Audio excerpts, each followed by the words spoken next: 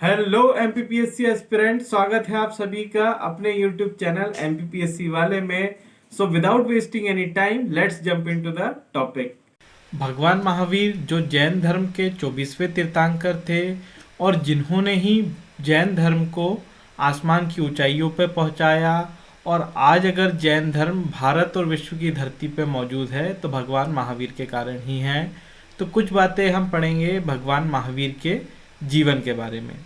Mahavir was born in 540 BC in village Kundagram near Vaishali in Bihar.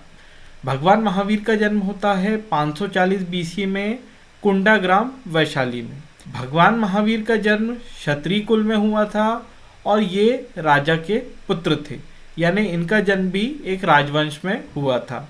जैसे बुद्ध का जन्म क्षत्रिय कुल में और राजशाही परिवार में हुआ था, वैसे ही भगवान महावीर भी राजा के बेटे थे। भगवान महावीर के पिताजी का नाम था Siddharth. His father name was Siddharth and mother was Trishala. भगवान महावीर के पिताजी का नाम सिद्धार्थ था और माताजी का नाम त्रिशाला था।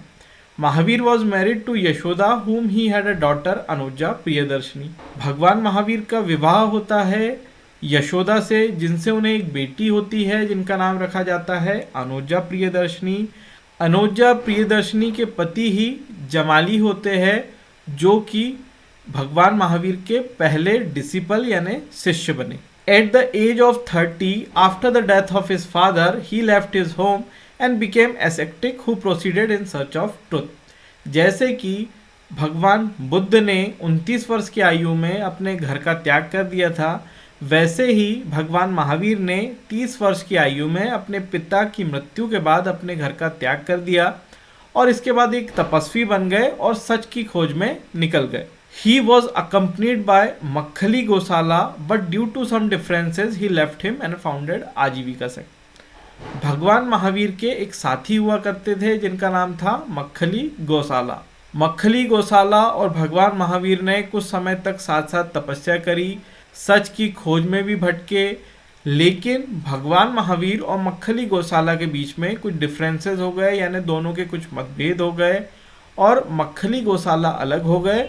मक्खली गोशाला ही वो व्यक्ति थे जिनने आगे चल के आजीविका सेक्ट को जन्म दिया, यानी आजीविका पंथ को जन्म दिया। At the age of 42 under a sal tree at Jambhika grama on the bank of Rijupalika river he attend kaivalya. देखिए जी, जिस तरह बुद्ध ने 29 वर्ष की आयु में घर को छोड़ा, 6 वर्ष का तप या तपस्या की और उन्हें 35 वर्ष की आयु में कैवल्य प्राप्त हुआ, वैसे ही भगवान महावीर ने भी 30 वर्ष की आयु में घर छोड़ा। इन्होंने 12 वर्षों तक कठिन तपस्या करी और जब भगवान महावीर 42 वर्ष के हो गए तो इन्हें साल वृक्ष के नीचे जंभिका ग्रामा यानी एक जंभिका गांव हुआ करता था, उसमें ऋचुपल्लिका नदी के नीचे भगवान महावीर को संपूर्ण ज्ञान की प्राप्ति होती है और यहीं से भगवान महावीर को जीना कहा जाने लगा। जीना का मतलब होता है जितेंद्र, यानी जो अपनी जीवन की सारी इंद्रियों पे अगर वश कर लेता है, कंट्रोल कर लेता है, तो ऐसे व्यक्ति को हम लोग जितेंद्र कहते हैं, जो अपनी सारी इंद्रियों पे कंट्रोल हासिल कर लेते हैं। भगवान महावीर को यहाँ से निर्ग्रंथ भी कहा जाने लगा, यानी फ्री फ्रॉम ऑल बॉन्ड्स, यानी ऐसा व्यक्ति जो सारे मोह के बंधनों से मुक्त हो चुका है। भगवान महावीर ने जब कैवल्य प्राप्त कर लिया तो इन्हें जीना भी कहा जाने लगा, इन्हें निर्ग्रंथ भी कहा जाने लगा, इन्हें अरहत भी कहा जाने लगा। अरहत का मतलब होता है ब्लेस्ड वन, यानी जिसपे भगवान की असीम कृपा हो। तो भगवान महावीर को यहाँ से अरहत भी कहा जाने लगा और साथ ही साथ इन्हें भगवान महावीर को यहाँ पे महावीरा भी कहा गया, जिसका मतलब ये होता है कि ऐसा व्यक्ति जिसे किसी भी चीज़ का डर ना हो। तो भगवान महावीर ने जब कैवल्य प्राप्त किया तो इन्हें जीना या जितेंद्र भी कहा गया, इन्हें निर्गंत भी कहा गया, इन्हें अरहत भी कहा गया और इन्हें महावीर भी कहा गया। और भगवान महावीर के जो फॉलोवर्स थे, जो इनको मानने वाले लोग थे, उन्हें जैन कहा गया।